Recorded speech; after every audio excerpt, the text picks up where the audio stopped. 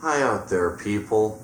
Well, it feels like I've reviewed a lot of books this year, but I haven't really been reviewing any new movies that are coming out because I'm not interested in crap like the Super Mario Galaxy movie. There's Animal Farm. Wow, do you want to go to the theater to watch 2 hours of CIA-funded anti-communist propaganda by George Orwell? The guy that got divorced 4 times because no women liked him? Well, then we got the movie for you, I guess. Probably the only movie I'm actually gonna review this year is gonna be Dune Part 3, just because I've seen the first 2, and I feel like going to watch the third one is virtually an obligation at this point. But there don't seem to be any movies made by American institutions that I'm interested in watching, because the American empire is crumbling, as they say. So what am I supposed to do? Suppose I reject my identity as an American and just think about my being a Denverite. Are there any Denver movies? How about let's check out some peak Denver cinema. What is there on offer? Not much. There's barely any movies set in Denver, which I don't get at all. It's really strange. I think Denver could have plenty of storytelling potential, what with all that goes on in it. But the filmmaking industry isn't set here.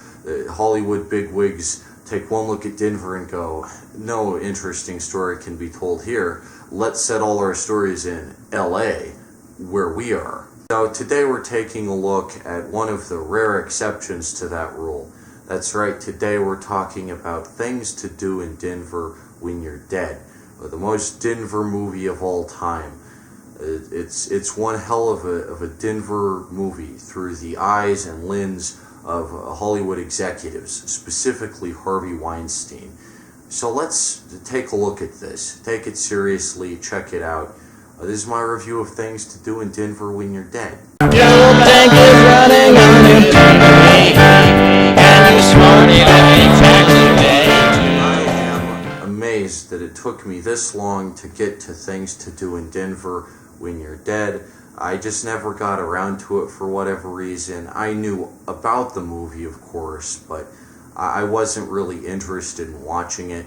Then finally, my nephew got a copy of it on VHS, and I was like, what the hell? I know this movie isn't going to be good, because it got terrible reviews when it came out. Not only is it a bad movie, but it's made by Miramax, which at the time was owned by Harvey Weinstein, so it's produced by Harvey fucking Weinstein. That's one reason this movie isn't very fondly remembered, for sure. The other reason, as stated on the Wikipedia page for it, being that people accuse it of being a shitty Quentin Tarantino ripoff. Like Harvey Weinstein just saw Reservoir Dogs and Pulp Fiction, was like, I want a version of this that I don't have to pay royalties to Tarantino for, or treat him like an auteur or whatever. I just want a cheap, quick, budget version of that. I don't think this movie is derivative of Quentin Tarantino at all. Maybe that's just because I fucking hate Quentin Tarantino movies. I think they're hot garbage. And Quentin Tarantino is a director whose entire filmography is just filled with references to better movies. But it's not like Quentin Tarantino invented the idea of the crime ensemble movie.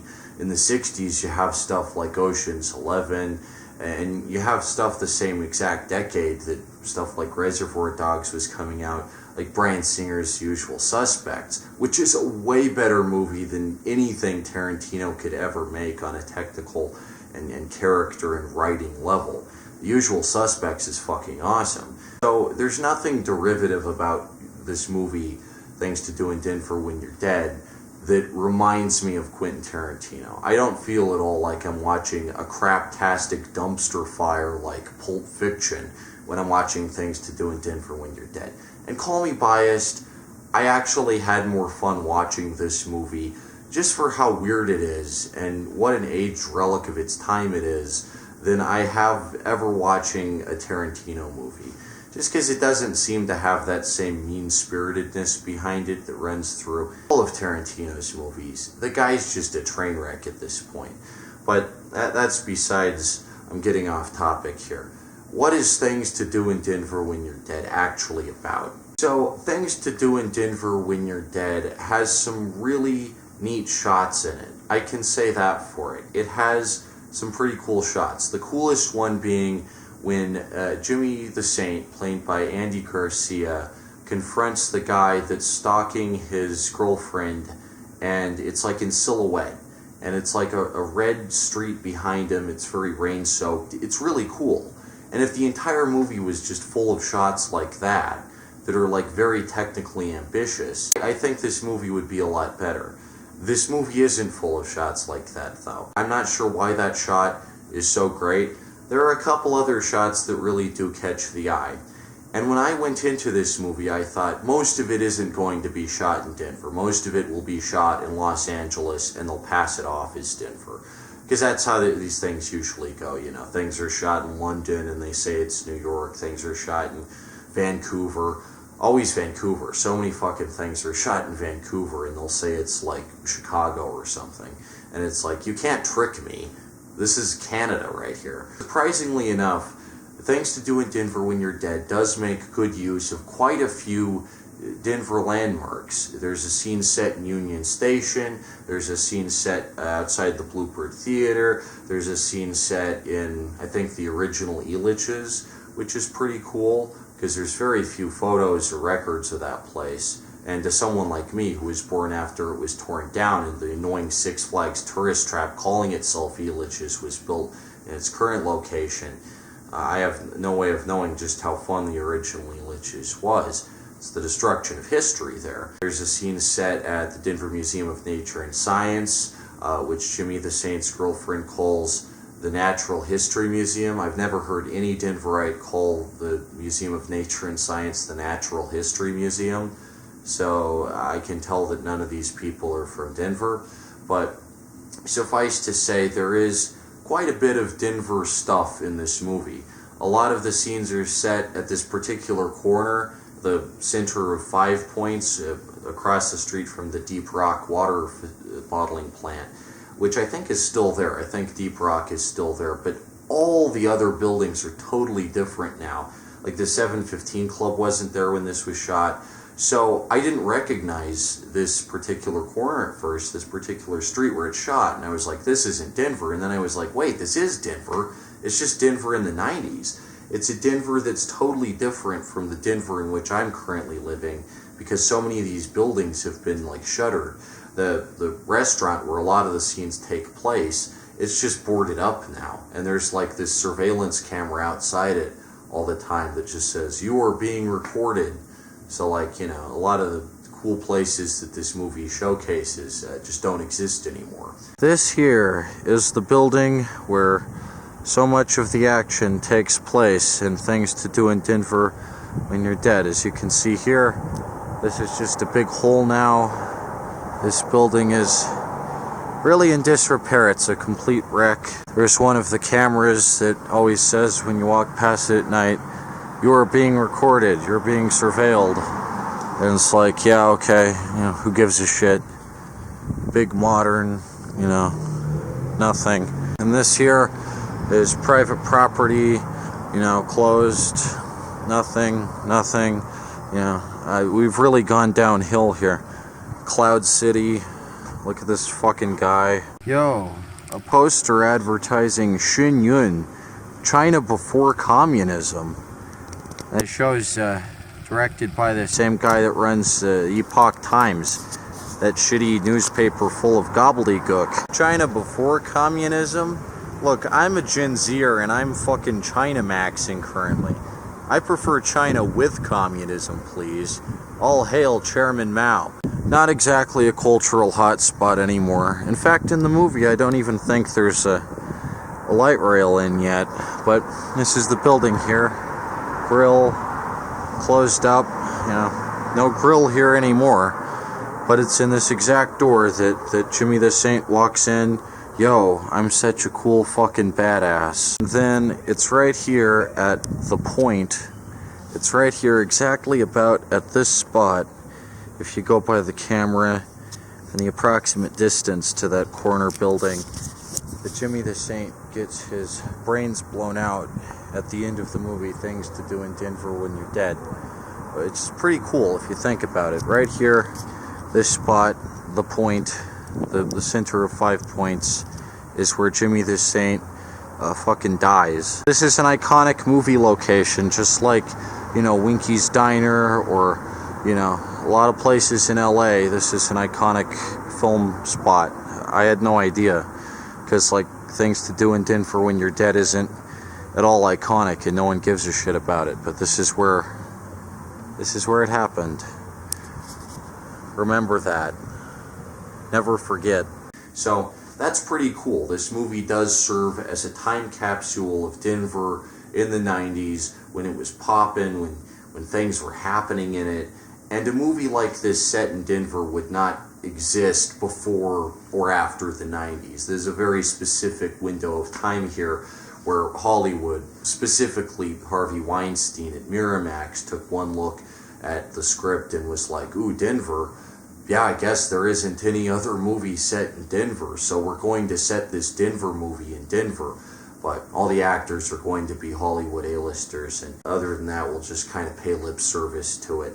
The movie doesn't really effectively make use of Denver as a setting, I would say. There's not too much in the way of Denver-specific plot points, things that could only happen in Denver.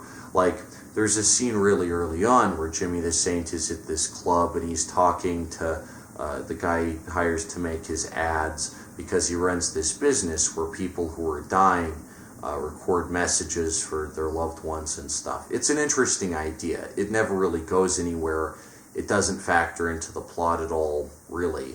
Like, there are so many interesting ways that could have gone because it's an interesting idea, but it doesn't go anywhere. Talking to the guy that makes ads for him, and he makes some, you know, light anti-Semitic remark because this movie is super edgy like that. It's just full of edgy dialogue for no apparent reason other than edginess' sake, which I guess is one of the reasons this was called a Quentin Tarantino ripoff in its day. The Jewish guy he's talking to who makes his ads for him says, "Oh, what are you gonna do when you buy a boat, Jimmy? There's no ocean in Denver. You can't use a boat because Denver's inland, you stupid idiot. What are you gonna do with a boat?"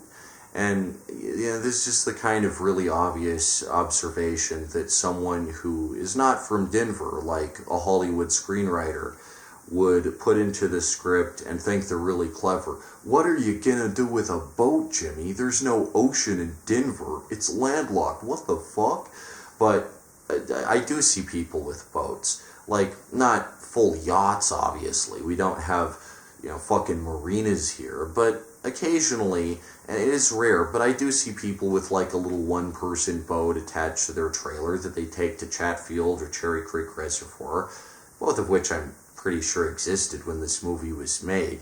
So people do recreationally boat here, just on big lakes and reservoirs. Like, there's not an ocean, but yes, you can get on a boat here.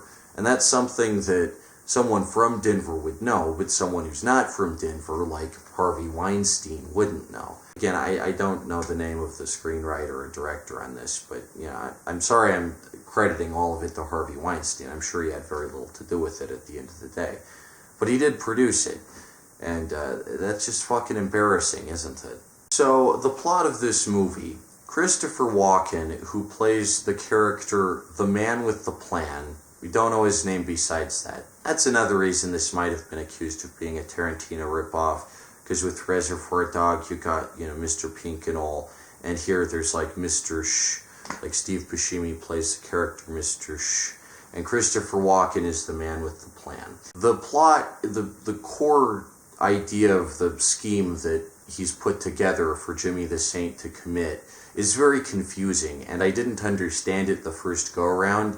He's hiring Jimmy the Saint to kill his ex-girlfriend's boyfriend so that Christopher Walken's son will go with his ex-girlfriend. It's very confusing and contrived and convoluted. And the first time I was watching it, I thought that the scheme was to kill the son, but then later on the son just like appears, and I was incredibly confused because all of the exposition that Christopher Walken delivers initially is very blurry, and it's filled with like this 90s ambient music.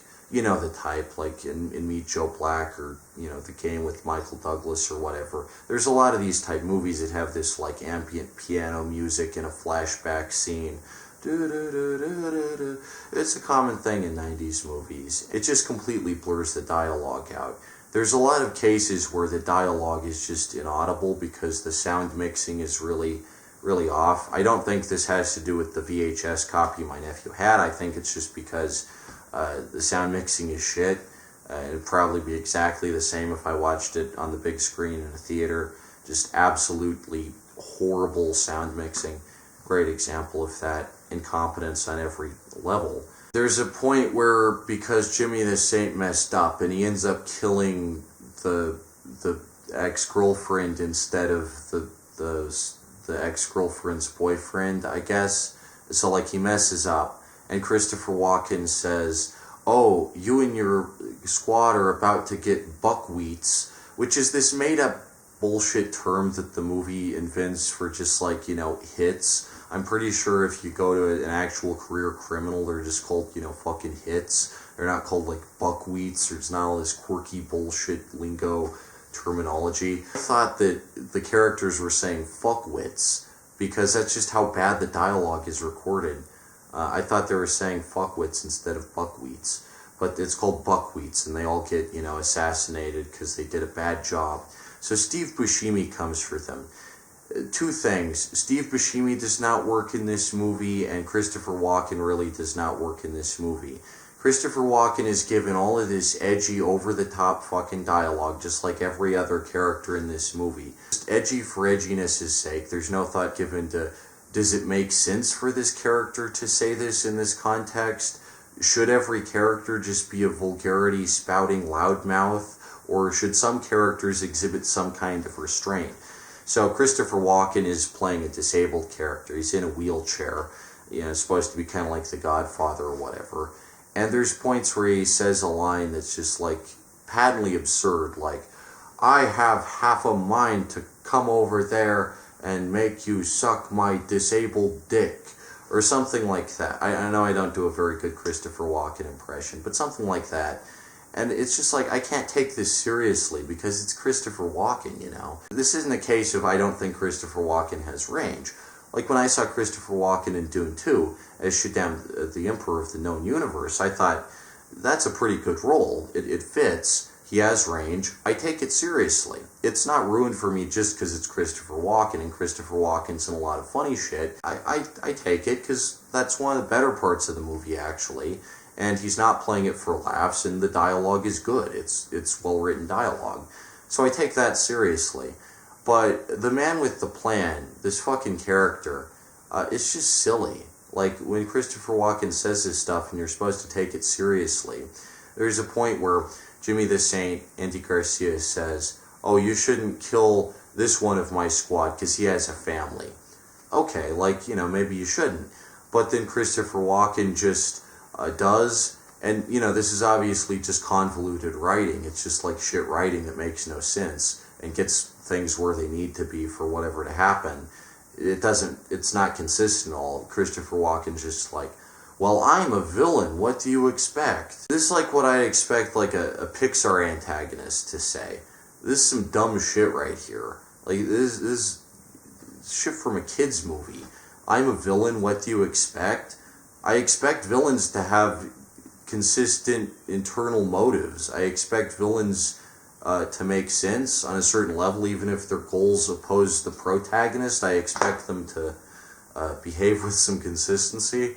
Maybe that's just expecting too much out of this movie. Like, it's fucking stupid.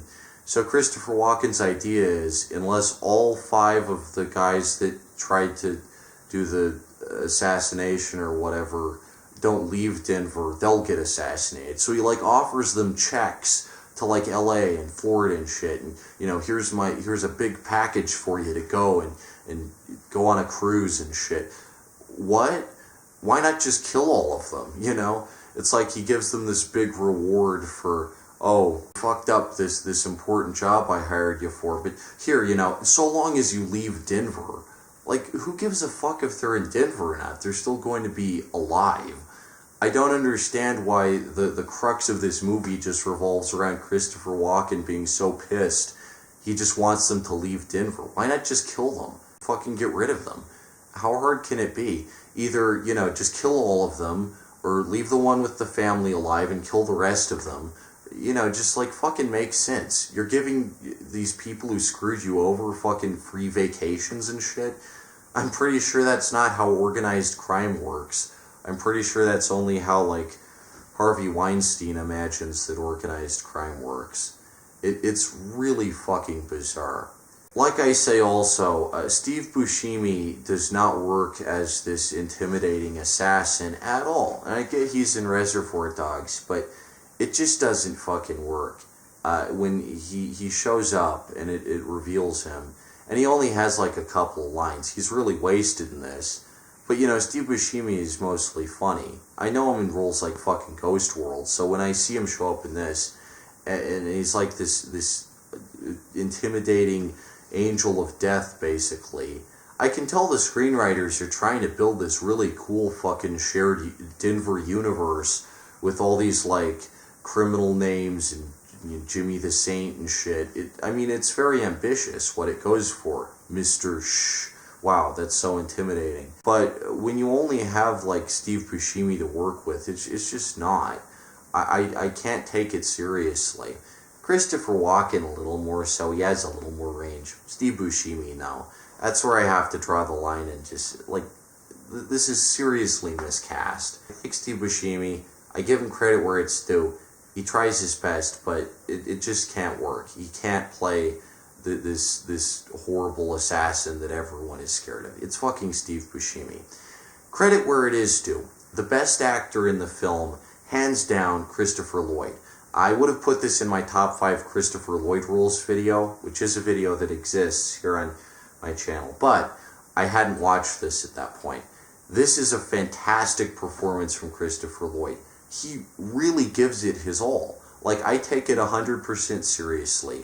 It's an example of a fantastic actor doing his absolute best with a dog shit, horrible script and horrible direction, trying his best to sell his character. And I do admire that. I've never seen a Christopher Lloyd role that I actually hate. He really does apply himself in every single movie I've ever seen him in.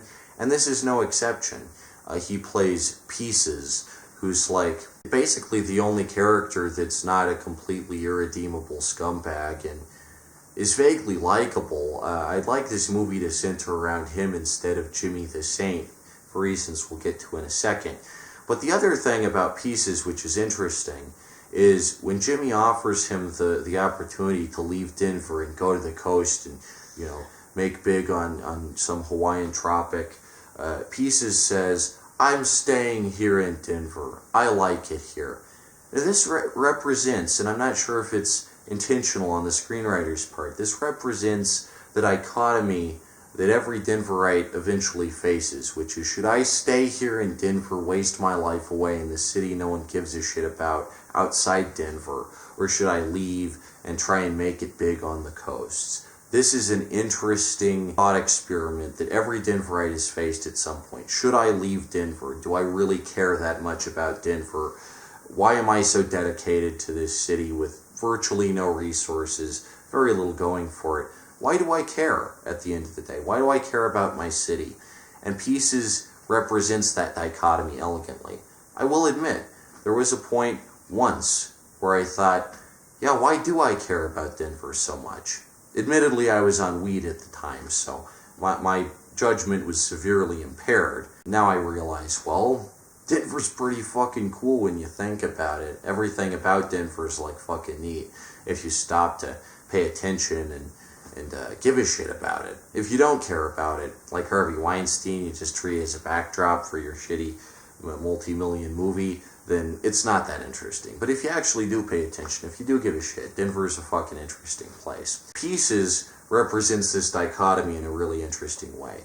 He rejects the offer to leave, and he, out of the whole bunch, is the one that's willing to die for Denver. Denver till you die. That's my slogan. I made that up, but the movie's called Things to Do in Denver When You're Dead. Interesting coincidence. I mean, I think all of us Denverites think about our mortality eventually. So yeah, I have to give the movie credit there. Pieces is the best character, hands down. I will admit too, there is one point in the movie where I laughed, and it was when the black guy on Jimmy's team calls the military guy a fecal freak. I did think that was kind of funny. I did let out a chuckle at that. That's the one point where the movie was trying to be funny, and it actually was funny. But other than that, the times where this movie tries to be funny aren't effective, and the times where the movie tries to be serious are unintentionally funny, like all the shit that Christopher Walken has to say in this batshit, dog shit, insane mess of a script. I will say that is the one point in the movie where I let out a little chuckle at just like how absurd it is. Other than that, though, this movie isn't very funny. It's not any more a comedy than it is a drama. This movie is full of fucking cliches. It is hackneyed. Whoever wrote this script seriously thought they were writing some hot fucking dynamite that would be remembered and would go over well, but it's full of cliches, just like chock full. Like there's this scene where Steve Buscemi, Mr. is approaching the military guy, and he's asleep. And anyone who's seen a scene like this ever knows, oh, it's going to be a decoy. It's going to be fake. It's going to be a mannequin or something, or a deer head. I think it's a deer head, right? And it's going to be something else, and then, surprise, fucker, bang, bang. You know this. You see it coming a million miles away. That's exactly what happens. Now, a better screenwriter would be subversive about it, have it be the military guy, have Mr. put a bullet right in his fucking head, have Mr. survive, you know? I wouldn't have seen that coming. That would be legitimately subversive, because you've seen the twist so many times. Oh, it's a decoy, surprise fucker, bang, bang. That to do the actual thing where it is just him in the bed, that would be subversive. That would be fresh and interesting, but it's not that. It is a decoy, and military guy comes out, surprise fucker, bang bang. Steve Buscemi shoots him, he shoots him, and they collapse in each other's arms. So that's just like a fucking cliche right there. You see that coming a million miles away if you've seen any fucking movie. You know, a character's reaching up. Oh damn, I'm gonna get you. Oh wait, it's not. It's a decoy. What? Oh, it was a fake out. What? You know, it's like, come on, do a little better, please. There's another cliche.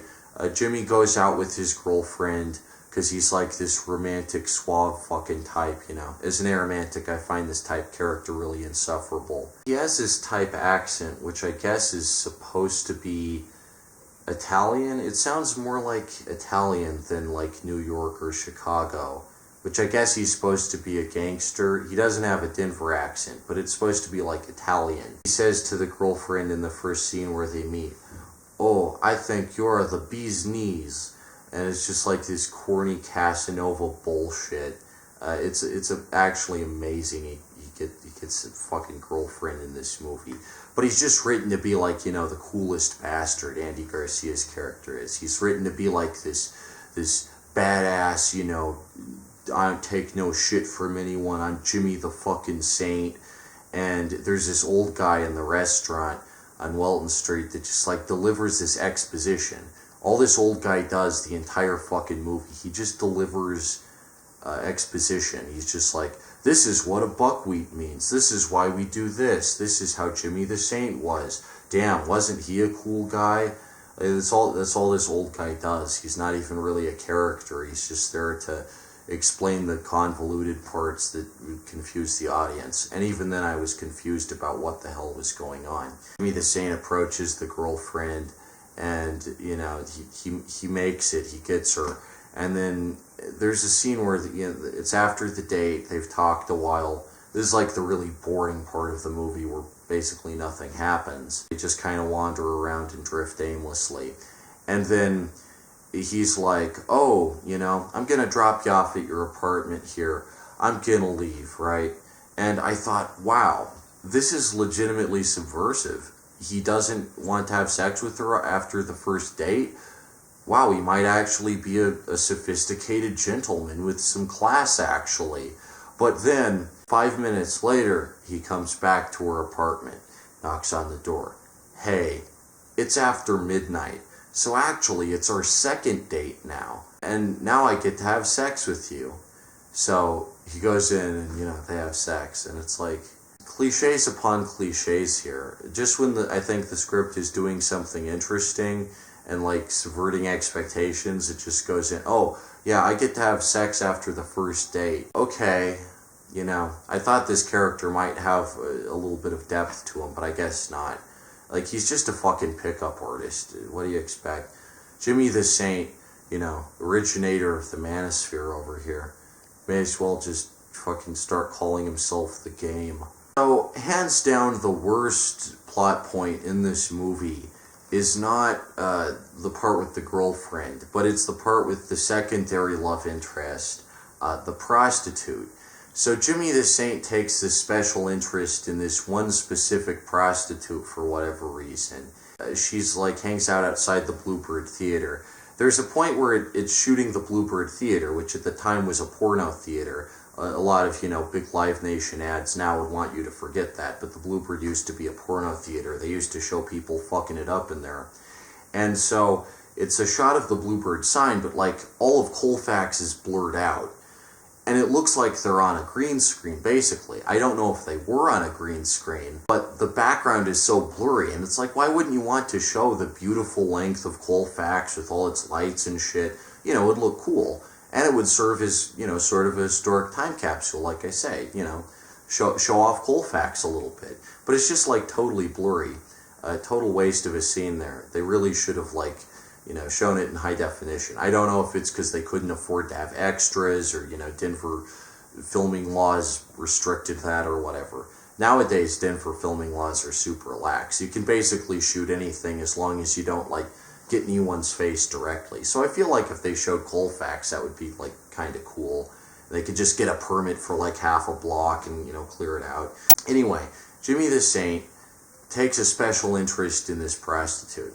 And there's this one scene where she's walking along and she has a bruise on her face. And so Jimmy the Saint goes into this fucking office building downtown. He, chokes the guy that beat her up, who's, this big business tycoon, and threatens to throw him out a window.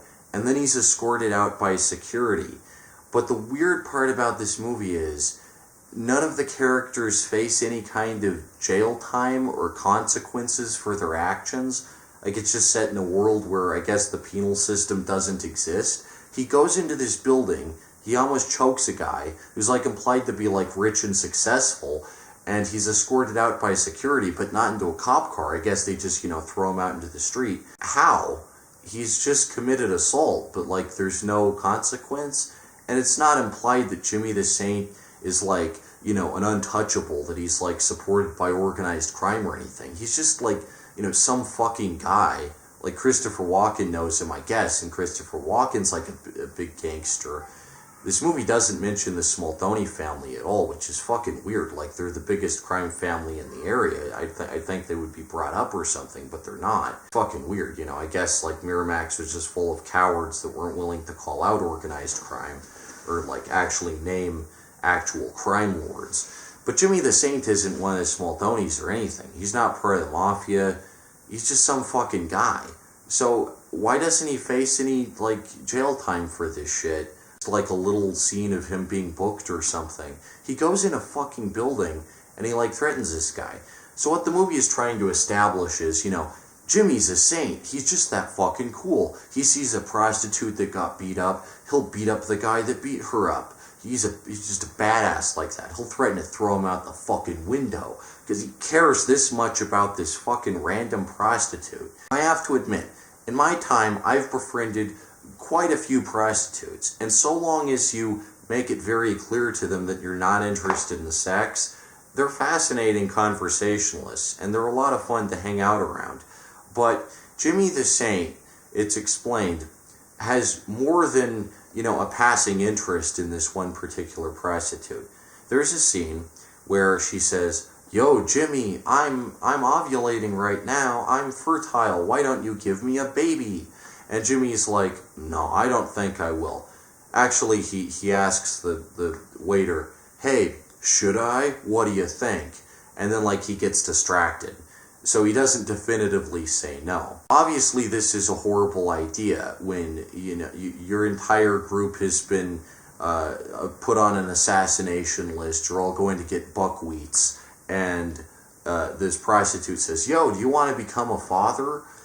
The answer's obvious, no, because I'm going to fucking die, and I won't be there to raise your kid, and you'll be a single parent. You're a prostitute, and you're obviously just having like a very emotional response, you know, you're not thinking clearly.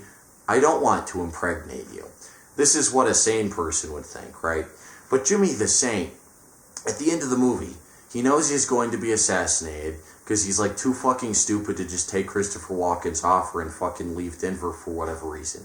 Even though, unlike Pieces, he doesn't even seem to give a shit about Denver, so he could just fucking leave. He impregnates the prostitute, and then she takes the bus. The last scene of her is her taking the bus while pregnant to Tampa, Florida.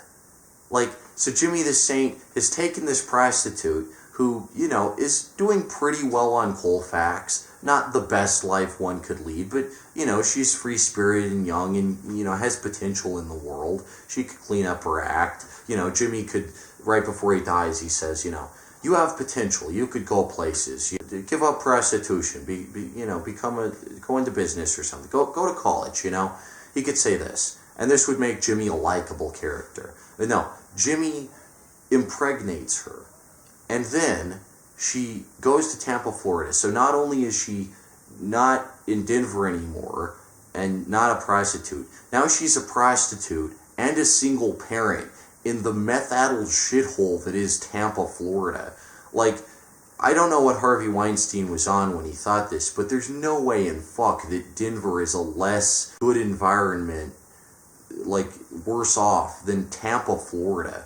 So, like, what? Is she just gonna be accosted by the fucking bath salt zombies that roam that fucking petroleum-streaked wasteland of fucking Florida? Like, are you fucking kidding me? She didn't go to Chicago, she didn't go to Boston, LA. Even LA I'd get, you know. Like, there's some success potential to be had in LA. She goes to fucking Tampa. Give me a fucking break. Of all these places she could go, she goes to fucking Tampa?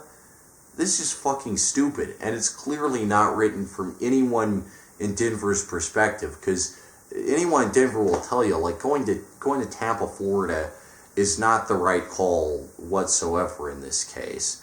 And it just isn't the right call for Jimmy to give her a fucking child. What? That was like the one redeeming quality of Jimmy, you know. Oh, he's tempted. Oh, give me a baby. No, actually. I'm going to be a responsible fucking adult. But then the last scene just like totally ruins Jimmy's character. And he's revealed to be the seedy bastard that he is, you know, deep down. On a primordial level, this is just who Jimmy the Saint is. He fucking sucks. Shit protagonist all around. Absolute gorbo. You know, just incompetent at doing what Christopher Walken asked him to do. Incompetent at everything. Just a total miserable suck-up piece of shit all around. Zero redeeming qualities to Jimmy the Saint. And, you know, it doesn't have to be like this. There are similar movies. One being, you know, Taxi Driver. A lot of people make the case that, you know, Travis Bickle is morally gray. Oh, you know, he has problems. He's mentally disturbed. Which is true.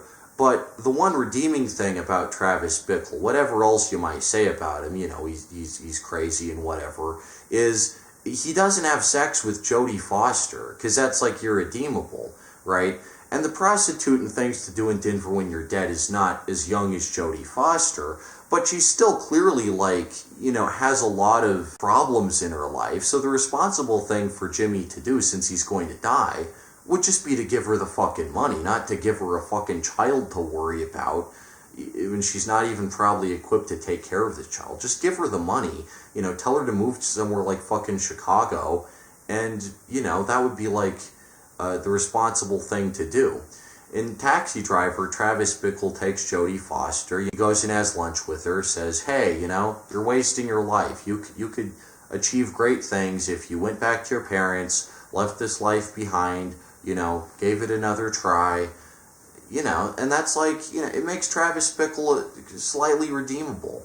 For all the rest that Travis Bickle does, he kills Harvey Keitel's character, Sport, who's supposed to be this fucking bastard you're not supposed to like at all. Jodie Foster is saved from a life that is just like, not the best. So Travis Bickle is a more redeemable character than Jimmy the Saint. And when that's the case, when your character is less redeemable than Travis fucking Bickle, you have absolutely failed at making a likable protagonist. Unlike Martin Scorsese, who tries to make Travis Bickle a morally complex character, and the movie's very self-aware about this point, Jimmy the Saint is supposed to be a cool fucking badass that you're supposed to like.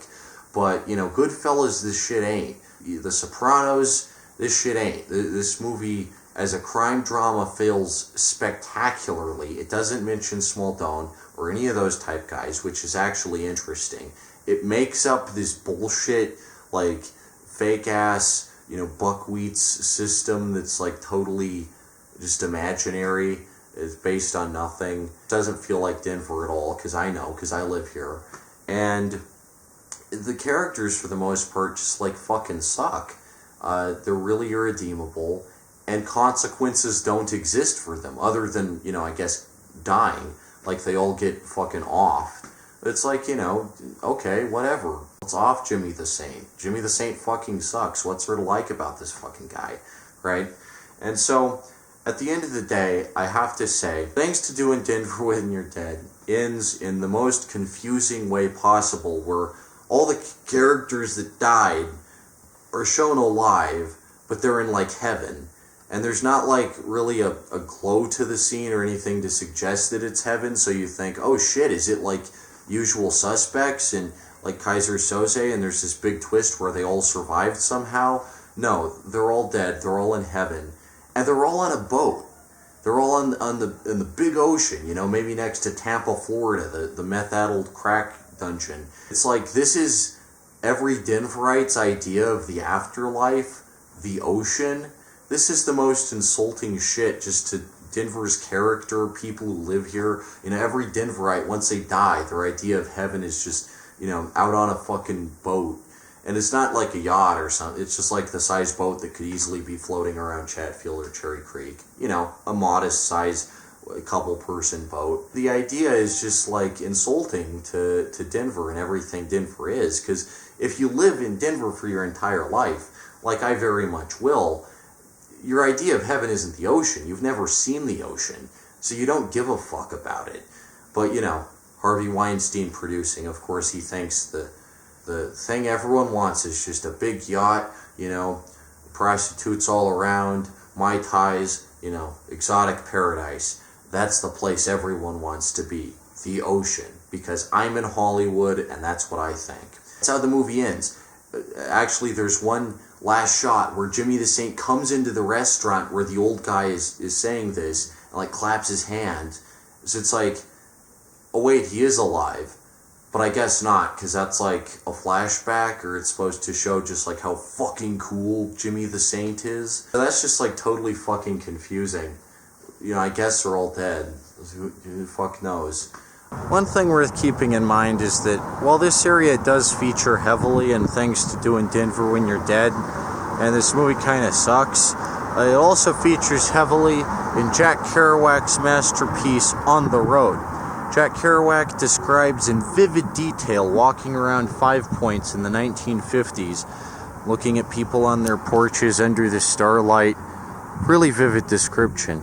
He describes looking at a baseball game, which I assume is over at Pauline Robinson Park over there, but that's just speculation on my behalf. Nonetheless, it's nice to know that Jack Kerouac was here. He seems to have, like, actually given a shit about Denver, like, as a place with its own culture and its own people and its own things going on. So, would I recommend, reading On the Road instead of watching Things to Do in Denver When You're Dead? Fuck yeah. Get On the Road. It's much better. That's Things to Do in Denver When You're Dead. Confusing fucking mess all around. Absolute mess of a movie. Confusing as fuck. The acting's bad. The writing is hack. Just absolutely fucking bonkers. But I do admire it as being a time capsule of Denver in the late 90s, and I do admire it for its ambition. And there's a lot more of Denver in it than I thought there would be. So I give it props there. It tries to feel like Denver, but it's not made by people from Denver. So what are you going to do? Right now they're saying, oh, Hollywood's going to go the way of the dinosaur, the film industry's bleeding, everyone's getting fired. You know, I don't think this is necessarily the case. I think Hollywood could easily bounce back if they got some good screenwriters and directors up in there. They gave more control to directors over, like, studios and all this. And maybe the studio system does need to die. Maybe it does for things to bounce back. I'm very glad they're, executives like Harvey Weinstein, they're not as powerful or influential as they used to be. Because when you have a movie factory like Miramax just pumping out drivel like this every fucking year, and there's not really that much thought given to, are we representing Denver fairly? Let's be responsible about the places we set movies, right? Let's try our best to make it compelling and interesting for people in Denver, right? This is Hollywood's idea of Denver. It's very interesting to see because it's something that's so fucking rare. It's so rare to see Denver represented culturally in a big movie like this, with Christopher Walken, Andy Garcia, Steve Buscemi, big-time actors, but totally wasted. Terrible acting, bad script, all around just total hack. I will say, though, better than every Quentin Tarantino movie, and a lot of fun is just so bad it's good. I will say, like, when you hear Christopher Walken say some of this shit, it can be funny. Unintentionally so, but it can be funny. So I will say that. Would I recommend things to do in Denver when you're dead? Not to anyone who's not from Denver. If you're not from Denver, you shouldn't subject yourself to this torture.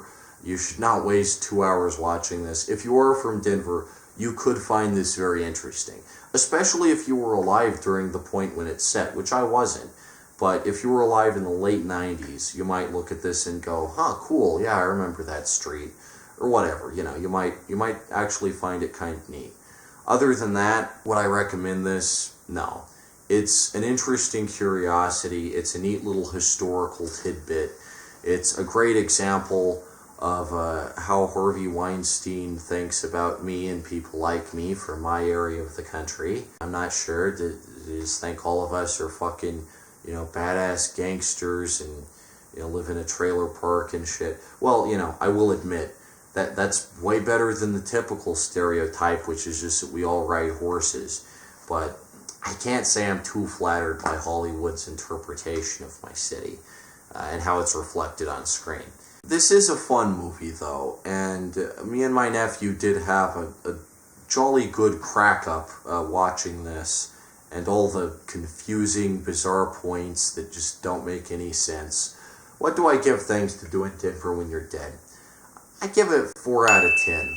It's not a very good movie, but as much as I don't like the technical aspects of it, it's in Denver, so, credit where that's due, I guess. But we Denverites really need to start directing and filming our own movies. Can't rely on the big Hollywood studio machine to represent us. Like, it's past that point. We need to culturally seize the moment. We gotta do a little better with movies set in Denver. And let's not have Harvey Weinstein produce them, please. Okay, well, that's my review of things to do in Denver when you're dead. Not actual things to do in Denver when you're dead, but the movie things to do in Denver when you're dead. Hopefully you learned something. Hopefully this was informative for you. What do you think of the movie? Let me know down in the comments below. Till next time, Sporsh, Denverites, non-Denverites alike.